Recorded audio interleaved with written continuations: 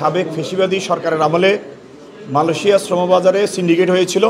প্রথমে 10 জন, পরে 25 জন, পরে 100 জনের সিন্ডিকেট হয়েছিল। এই সিন্ডিকেট চক্র বাংলাদেশ থেকে যত কর্মী গিয়েছে প্রত্যেকটা কর্মী থেকে 1,52,000 টাকা করে চাঁদা নিয়েছে।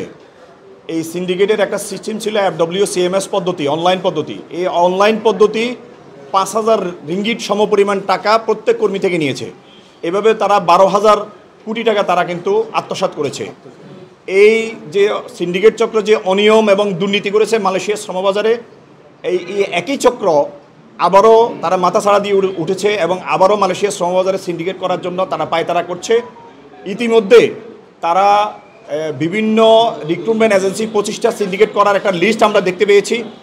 বিভিন্ন আন্তর্জাতিক বিশেষজ্ঞ মহল কিন্তু উদ্বেগ প্রকাশ করেছে যে আবারও সিন্ডিকেট হতে পারে এবং যারা সিন্ডিকেট করছে তারাও বিভিন্নভাবে লোকদেরকে ম্যানেজ করার চেষ্টা করছে এবং তারা 5 মিলিয়ন রিঙ্গিট টাকা দাবি করছে একটা সিন্ডিকেটে একটা লাইসেন্স ঢুকানোর জন্য। এই দৃশ্যমান জিনিসগুলো আমরা যখন দেখতে পেয়েছি, আমরা আজকে আমাদের উপদেষ্টার কাছে আসি। উপদেষ্টা মহোদয় ছিলেন না, সচিব মহোদয়ের সাথে দীর্ঘ সময় আমরা কথা বলেছি। আমরা এই সিন্ডিকেটের যে আগে যে অনিয়ম ছিল, দুর্নীতি ছিল, অতিরিক্ত টাকা দিতে হয়েছে আমাদের কর্মীদেরকে এবং কর্মীরা সেখানে যাওয়ার পরও তারা অনিরাপদ ছিল, তাদের থাকা খাওয়া বাসস্থানে অনেক প্রবলেম ছিল। আন্তর্জাতিক সংস্থাগুলো ILO, IOM, ইউনাইটেড নেশন পর্যন্ত এটা উদ্বেগ প্রকাশ করেছিল এবং আগের ফেসিবাদী সরকারের প্রত্যক্ষ এবং পরোক্ষ তত্ত্বাবধানে কিন্তু সিন্ডিকেট কায়েম হয়েছিল। সেখানে আপনারা জানেন অনেক মন্ত্রী ছিল, MP ছিল, তাদের নেতারা ছিল এবং বাইরের সাবেক মহাসচিব রুহুল আমিন স্বপন এই সিন্ডিকেটের মূল ব্যক্তি ছিলেন এবং তার সাথে তার পার্টনার দাতুশ্রী আমিন মালয়েশিয়া ছিলেন। তারা এইভাবে এই সিন্ডিকেটটা তৈরি করেছেন। আমরা মনে করি এই ধরনের সিন্ডিকেট আবার যদি করতে হয়, আবার করে, তাইলে আমাদের যে বর্তমান যে সরকার আছে, বিশেষ করে ডক্টর ইউনূস সাহেবের যে সরকার, উনি সারা বিশ্বে একজন সমাদৃত ব্যক্তি, অত্যন্ত ওনার যে সুনাম আছে, এই সরকারের সুনাম নষ্ট হবে এবং ব্যক্তিগতভাবে ওনার সুনাম নষ্ট হবে। আমরা আমাদের কর্মীরা আবারও ক্ষতিগ্রস্ত হবে। আমাদের যে 2,500 লাইসেন্স আছে তার মধ্যে 2400 লাইসেন্স আপনার এই সিন্ডিকেট থেকে ব্যবসা থেকে ছিল, বৈষম্যের শিকার ছিল, তারা বৈষম্যের শিকার হয়েছে, তারা বঞ্চিত ছিল। আমরা মনে করি এই সরকারের দায়িত্ব হচ্ছে তারা যেহেতু অন্যায় অবিচার এই ধরনের অনিয়ম দুর্নীতিগুলো তারা মুক্ত করার জন্য আসছে, তারা কোনোভাবেই আগের যে সরকারের যে অনিয়ম এবং দুর্নীতি ছিল, যে করাপশন ছিল, তারা সেটাকে কোনোভাবে এন্ডোর্সমেন্ট করবে না।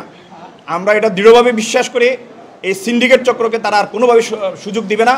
কর্মীদের স্বার্থে, দেশের স্বার্থে, এই সেক্টরের স্বার্থে তারা সিন্ডিকেট মুক্তভাবে কম খরচে, আমরা প্রস্তাব দিয়েছি 1.5 লক্ষ টাকা থেকে সর্বোচ্চ 2 লক্ষ টাকার মধ্যে মালয়েশিয়া কর্মী যাওয়া সম্ভব। আমরা এই প্রস্তাবও দিয়েছি এবং সেভাবে যদি সরকার আমাদের, বিশেষ করে আমাদের এই মন্ত্রণালয়ের মাননীয় উপদেষ্টা, উনি যদি উদ্যোগী হন এবং আমাদের মাননীয় প্রধান উপদেষ্টাকে যদি এই বিষয়গুলো ভালোভাবে উনি বুঝিয়ে বলেন, উপদেষ্টা নিশ্চয়ই এর মধ্যে জানেন। আমরা জানি মালয়েশিয়ান প্রধানমন্ত্রীর সাথে আমাদের উপদেষ্টার একটা সখ্যতা আছে, ওনারা বন্ধুত্বের সম্পর্ক আছে। তিনি যদি এটা রিকোয়েস্ট করেন তাহলে কোনোভাবেই সিন্ডিকেট হবে না। আমাদের কর্মীরা কম খরচে যেতে পারবে। আমাদের রিক্রুটমেন্ট এজেন্সিগুলো আছে, তাদের যার যার যোগ্যতা অভিজ্ঞতার ভিত্তিতে তারা মালয়েশিয়ার কর্মী সবাই পাঠাতে পারবে। আমরা আশা করি এই সরকার কোনোভাবে সিন্ডিকেটকে প্রশ্রয় দিবে না, বরং সিন্ডিকেটে যারা অতীতে ছিল, অনিয়ম করেছে, দুর্বৃত্তায়ন করেছে, করাপশন করেছে, তাদের নামে CID-তে মামলা আছে, তাদের নামে দুদকে মামলা আছে। এই মামলাগুলোকে আরও ত্বরান্বিত করে যারা সিন্ডিকেটের মূল হোতা তাদেরকে আইনের আওতায় নিয়ে আসবে, আমরা এই দাবিও জানাচ্ছি। সচিব মহোদয় আমাদের কোয়ালিটি টাইম দিয়েছেন। উনি দীর্ঘ সময় আমাদের সমস্যাগুলি শুনেছেন এবং উনি সত্যি প্রথমবার দেখলাম সিনিয়র একজন জ্যেষ্ঠ সচিব জিনিসটা অনুধাবন করেছেন। অল্প সময়ের মধ্যে উনি এসে মাত্র 1 মাস উনি আমাদের সিচুয়েশন অনুধাবন করেছেন। বহির্বিশ্বে বাংলাদেশের ভাবমূর্তি, মালয়েশিয়ার সাথে কীভাবে উইন উইন, বর্তমানে যে অসম এমওইটা আছে এটা উইন উইন না।